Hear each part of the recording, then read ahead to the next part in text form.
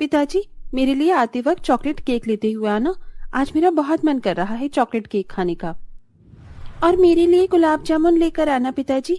आपको पता है ना, मुझे गुलाब जामुन बहुत पसंद है। आयशा और रितिका ऐसा अपने पिता से फोन पर बोल ही रही थी कि तभी उनकी बड़ी सौतेली बहन जाकर उनका फोन छीन लेती है और अपने पिता से कहती है, पिताजी मेरी बात सुनिए, इनका ये सब फालतू का सामान लाने की कोई जरूरत नहीं है। आप बस आते वक्त आइसक्रीम ले आना, और जो आइसक्रीम आप लेकर आओगे वही सब खाएंगे, क्योंकि आपके पास कोई पैसों का पेड़ नहीं लगा जो आप खिलाकर और पैसे निकाल लोगे।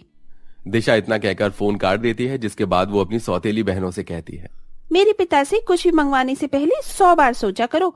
वो फ्री फोकट में तुम्हारे लिए कमा नहीं रहे हैं। दीदी, आप ऐसा क्यों बोलती हो? हम तीनों बहनें ही तो हैं, और अगर आपके पिता हैं तो हमारे भी तो पिता ही हैं।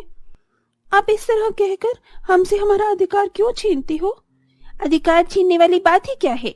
मेरे पिता हैं, तुम्हारे नहीं। अधिकार तो तुम मुझसे छीनती हो। पता नहीं तुम क्यों आ गई हमारी जिंदगी में। मैं अपने पिता के साथ हंसी खुशी रह रही थी। दिशा की यह बात सुनकर आयशा और रितिका की आंखों में आंसू आ जाते हैं। दिशा अपने कमरे में चली जाती है। दिशा बहुत घमंडी थी और बहुत गुस्से वाली थी। उसके गुस्से से उसके पिता को भी डर लगता था। रितिका के कहने पर उसके पिता आनंद जॉब से आने के वक्त आइसक्रीम ही लेकर आते हैं। अरे दिशा बेटी, दिशा बेटी, देखो मैं तुम्हारे लिए आइसक्रीम लेकर आया हूँ। थैंक यू सो मच पिताजी, आप सबसे बेस्ट फादर हो। और ये लो आयशा, रितिका, तुम्हारी चॉकलेट वाली आइसक्रीम। सॉरी बेटा, जो तुमने मंगवाया वो मुझे मिला नहीं। चॉकलेट वाला केक न सही, चॉकलेट वाली आइसक्रीम ही ठीक है।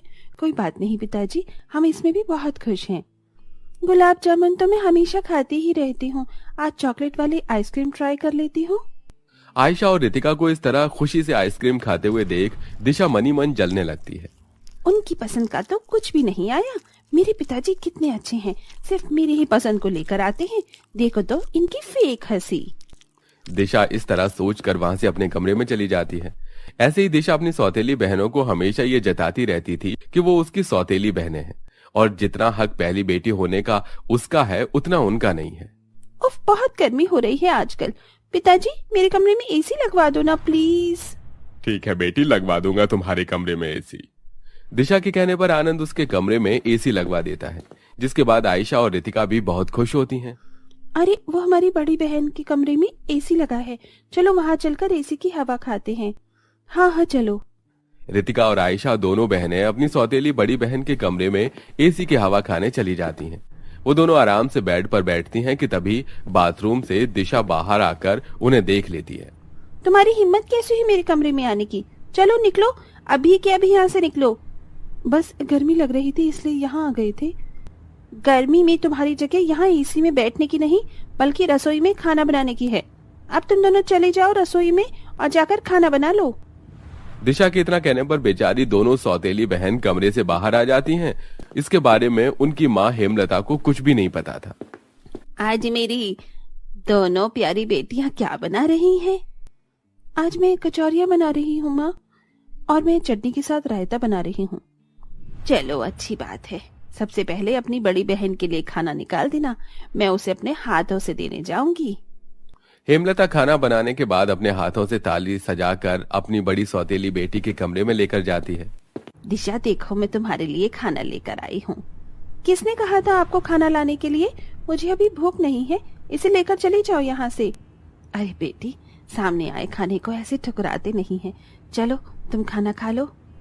अपनी सौतेली बेटी का ये बर्ताव देखकर हेमलता की आंखों में आंसू आ जाते हैं और वो फिर बोलती है, कहा ना मैंने तुम्हें, मुझे खाना नहीं खाना। एक बात समझ नहीं आती तुम्हें? इतना घमंड अच्छा नहीं होता बेटी, भगवान सब देखता है। मैं तो कभी कभी ये सोचती हूँ कि कहीं तुम्हारा ये घमंड ले ना डूबे। हेमलता भी वहां से चली जाती है। ऐसे ही कुछ दिन बीतने के बाद दिशा पहले से और भी ज्यादा घमंडी हो जाती है। वो अपने आगे किसी को कुछ नहीं समझती। इसी के चलते हेमलता आनंद से एक रात कहती है, मैं सोच रही थी कि दिशा बड़ी हो गई है, क्यों ना उसकी शादी के लिए कोई लड़का ढूंढे। ये बात मैं तुमसे कब से कहना चाहता था, लेकिन कह नहीं पाया।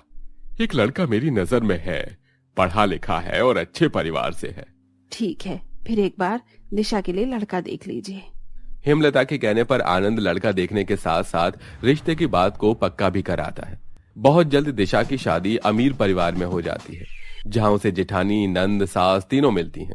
जैसा कि दिशा ने सोचा था, ससुराल में वैसा बिल्कुल भी नहीं था। पहले दिन से ही उसकी जेठानी और नंद उसके ऊपर तानाशाही शुरू कर देती हैं। अरे ये क्या भाभी, आपको घर में काम करना भी नहीं आता? ये बर्तन देखना जरा, आपने सही से धोए भी नहीं है। देवरानी जी, ससुराल में आने से पहले कम से कम घर के काम तो सीख ही लेती। आशा और रूपाली दोनों मिलकर दिशा को सुनवाने के लिए उसके अच्छे कामों को भी बिगाड़ देते हैं। लगता है देवरानी जी ने बहुत मेहनत से खाना बनाया है।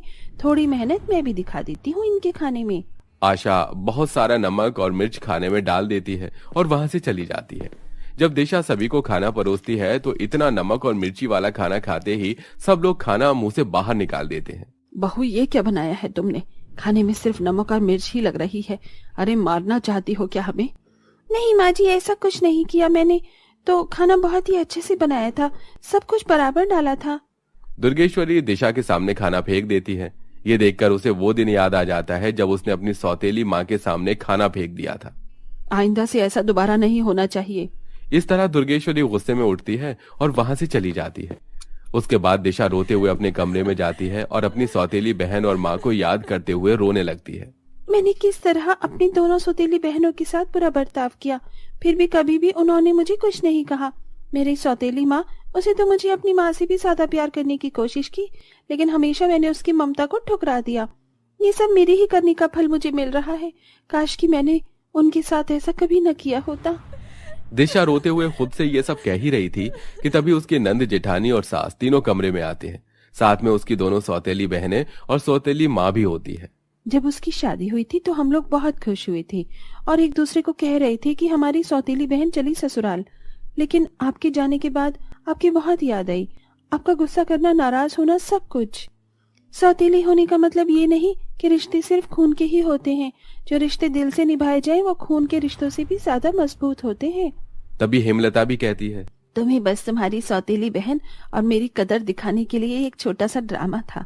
असल में तुम्हारी ननंद, जेठानी और सास ऐसी नहीं है। लेकिन इन सब से तुम्हें ये एहसास तो हो ही गया कि जब कोई ऐसा बर्ताव करता है तो दिल को कितनी ठेस पहुंचती है। आपने सही कहा माँ, मुझे माफ कर दो। मुझसे बहुत बड़ी गलती हो गई। आज के बाद मैं ऐसा कभी किसी के साथ नहीं करूंगी। दिशा रोते हुए अपनी सौतेली माँ को गले से लगा लेती है और साथ में अपनी सौतेली बहनों को भी। इस तरह अब दिशा के लिए अपनी सौतेली माँ और बहनों के प्रति प्यार बढ़ जाता है और वो महीने में 1 से 2 बार उनसे मिलने अपने घर भी आती है और उनके साथ खुशी खुशी रहने लगती है।